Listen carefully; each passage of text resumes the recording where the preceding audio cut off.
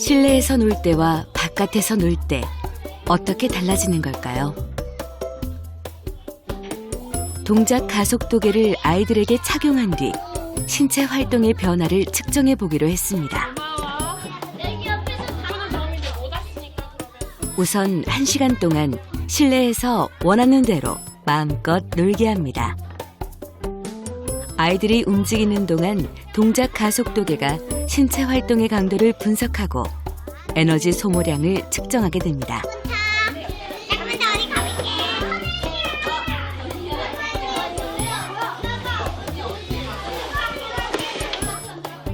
아이들의 놀이 장소와 신체 활동량의 관계를 알아보는 실험인데요.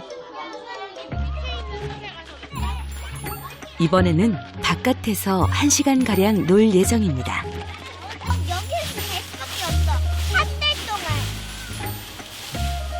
추위에도 아랑곳하지 않고 노는 게 그저 즐겁기만 한 아이들. 아니 여기 내 자리라고 내가 올라가 있을 자리. 나도 그다음 올라갈. 바깥에서 놀다 보면 수많은 도전에 직면하게 됩니다. 바위에 오르는 것도 아이들에겐 커다란 도전이죠. 놀이기구나 장난감은 없지만 땅에서 주운 나뭇가지 하나가 재미있는 놀잇감이 됩니다. 여기 어떻게 꺼낸 거야?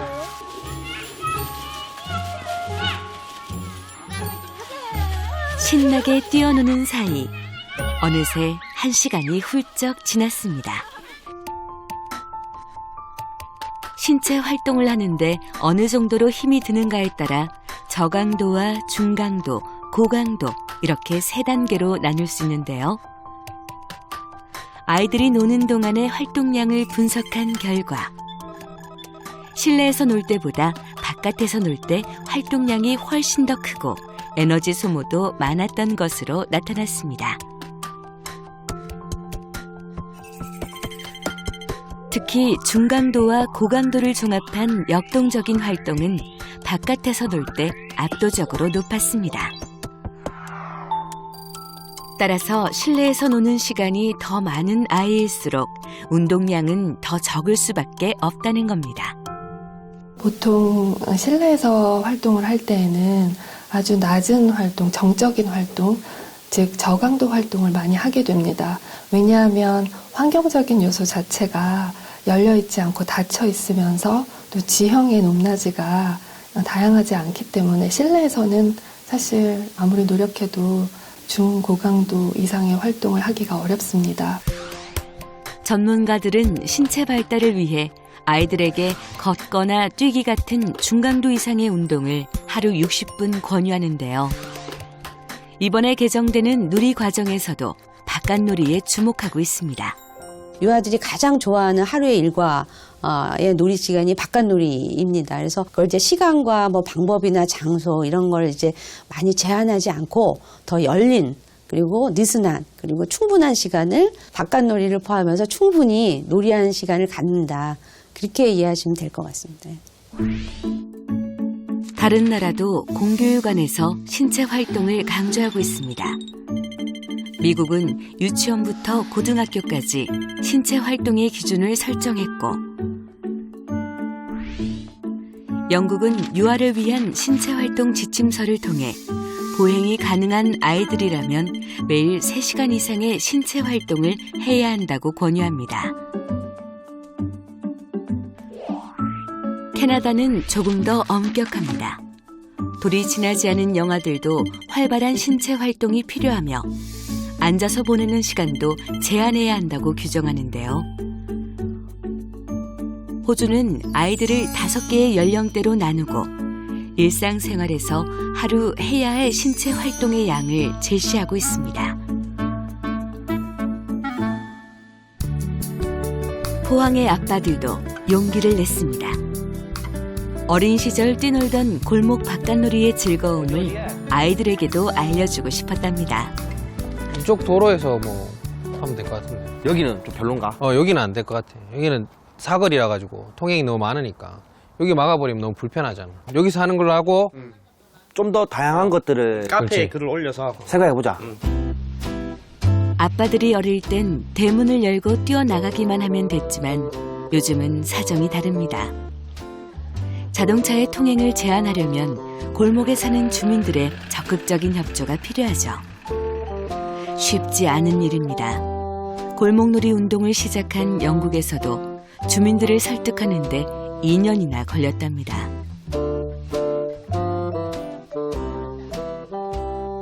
안녕하세요. 네. 안녕하세요. 네. 누구세요? 어머니 뭐 좀 여쭤보려고 하는데요. 요즘 아이들이 놀 공간이 너무 위험한 공간밖에 없어서. 네. 근데 이 골목이 너무 적당할 것 같아서 양해를 좀 구하려고 왔거든요. 네. 네, 애들하고 논다는데 네네. 애들은 요새는 귀하니까. 그런데 그걸 어느 집만은 의외라고. 저 끝집 아니 한 블럭만 하면 돼요. 한 블럭만 사시는 분들은 저희가 동의를 구해야 되니까. 내가 구하면 돼. 그래. 진짜요? 반장이. 그러면 반장이요. 근데 집에를 들어갈 거야. 아 집에는 안 들어갑니다. 골목에서만. 여기서만. 그러니까 괜찮아. 내가 이번 하지 말고 여기 있으면서 여 피해가 있으면 여 지나가는 사람 있으면 얘기하면 되잖아. 이쪽에 시작해서 저기 다행히 저기 동네 저 반장님이 크기만 도와주겠다고 하면 돼요. 하십니다. 예. 그러니까 평소에 많이 다니는데 그날만큼 애들을 여서 놀겠다면은 차를 좀 넣어놓고 우리가 그렇죠. 많이 그렇죠. 다닙니다. 그렇죠. 저희가. 네.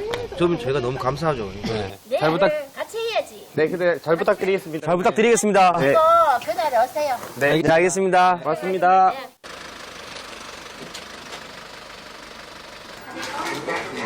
안전한 골목놀이를 위해 미리 준비해야 할 것도 많습니다. 꽃갈부터 보자. 큰 거 이걸로 하면 되겠는데. 요거를 한 도로를 막을 거니까 한 4개? 6개? 4개면 되겠지. 안전요원이 입을 형광조끼도 찾았지만 소년이면 형이에요. 사이즈가 문제입니다. 안 된다. 워셔블 사이드. 영국의 골목놀이에선 분필이 필수인데요. 우리 아이들은 골목에서 뭘 갖고 놀아야 할까요? 막막한 마음에 하나둘 담다 보니 아빠들 손에 들린 보따리가 묵직합니다. 아이들이 놀 수 있는 골목을 발견하고 주민들을 설득했다면 합법적으로 도로를 차단하기 위해 허가를 받아야 합니다. 혹시 모를 마찰을 피하기 위해서입니다. 제가 인터넷으로 민원으로 경찰서에 11월 2일 날 오전 10시부터 1시까지 이렇게 저희가 골목을 빌려서 논다고 제가 경찰서에 지금 민원 접수를 했습니다. 도시가 들어서고 골목이 사라지면서 놀이터라는 새로운 공간이 빈자리를 대신하게 됐습니다. 공동주택을 지을 때 반드시 어린이 놀이터를 조성하도록 법적 기준도 마련했죠. 아이들은 놀이터를 얼마나 이용하고 있을까요? 육아정책연구소에 따르면 5종류의 놀이시설 중 아이들이 가장 자주 찾는 곳은 동네 놀이터로 조사됐습니다. 하지만 만족도는 최하위. 놀이터에 대한 실망이 크다는데요. 가장 큰 원인은 놀이터 자체가 재미없다는 겁니다. 아이들이 놀이터에서 재미있게 놀 수 있어야 되는데 그렇게 뭐 천편일률적이고 뭐 어디나 다 있는 똑같은 거의 비슷한 시설물들이 있기 때문에 거기서 노는 아이들이 흥미를 금방 잃어버리는 거죠.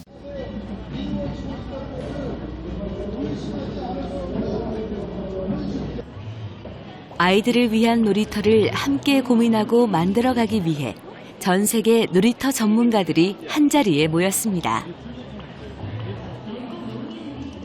최근 덴마크에서는 학교 운동장에 주목하고 있는데요. 복잡한 도심에서 아이들의 놀이 공간을 확장할 수 있다는 가능성을 발견하게 됐답니다. Playgrounds is an important space for the children to experiment, to try new things. A good and interesting way to work with this problem, or this challenge, I should say, is to make play possible in many places in the city. Maybe not only in the playgrounds. We are working a lot with the schoolyards. 학교 운동장뿐 아니라 도시의 다양한 공간을 놀이터로 활용할 계획입니다. 어른도 함께 놀 수 있는 열린 놀이터를 만드는 것이 덴마크의 목표. 놀이터가 지역사회의 중심이 될 때 아이들은 더 안전하고 창의적으로 논다는 겁니다. 가장 접근하기 쉬운 곳에 가장 좋은 곳에 아이들의 놀이터가 위치해야 한다고 생각을 합니다. 두 번째는 지나치게 기구에 의존하지 않고 아이들이 주도성과 창의성을 발휘할 수 있고 다양한 연령대의 아이들이 함께 놀 수 있는 공간으로 다시 설계되어야 한다고 생각을 합니다. 달라져야 한다는 고민을 담아 만든 놀이터가 서울에도 있습니다. 안전관리 검사를 통과하지 못해 폐쇄 위기에 놓였던 이곳은 2015년 2달 동안의 보수 공사를 통해 아이들의 공간으로 거듭났습니다. 여기가 놀이터가 맞나 싶을 정도로 좀 아무것도 없는 황량한 상태였거든요. 놀이기구도 하나도 없고 실제로 아이들이 놀고 간 것 같은 그런 흔적도 하나도 없었습니다. 처음에는 놀이터 재건을 반대하는 목소리도 높았습니다. 주택가 복판에 위치해 시끄럽다는 이유였죠. 하지만 새 단장을 마친 후엔 100일 잔치까지 열 만큼 놀이터에 대한 반응이 뜨거웠습니다.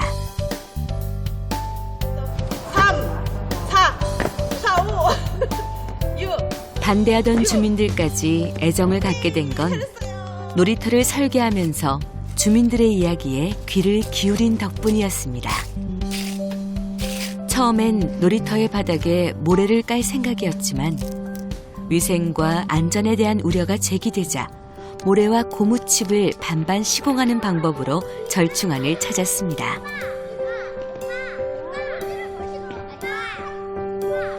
학부모님들은 모래는 고양이가 와서 똥 싸고 뭐 안 좋아요 이렇게 얘기하는데 근데 아이들이 넘어지기 되게 쉽고 여름에는 화상이 굉장히 많아요 여기서. 그래서 이 뜨거워가지고 다 이 위에서 놀든지 모래에서 놀더라고요. 요즘 놀이터를 새로 만들 때 빠지지 않는 논쟁이기도 한데요. 우리나라의 놀이터는 모래보다는 고무칩 바닥을 더 선호하는 추세입니다.